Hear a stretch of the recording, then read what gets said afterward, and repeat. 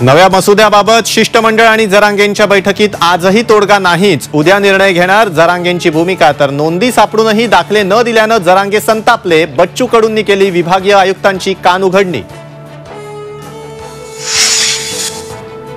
गोळ्या झाडल्या तरी मागे हटणार नाही। मुंबईतल्या आंदोलनावर जरांगे ठाम। भुजबळांना मंत्रिपदावरून हटवा, जरांगेंची मागणी।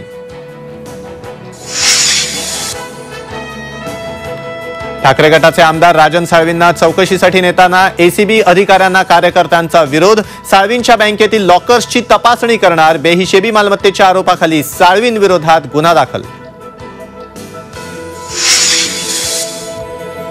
अजित पवार गटातील महिलांच्या मेळाव्यात अजितदादांना मुख्यमंत्री करण्याचा निर्धार। महिलांनी घातल्या अजितदादा भावी मुख्यमंत्र्याच्या टोप्या। तर काहींच्या नशिबी कायमच भावी असतं, अरविंद सावंतांचा टोला।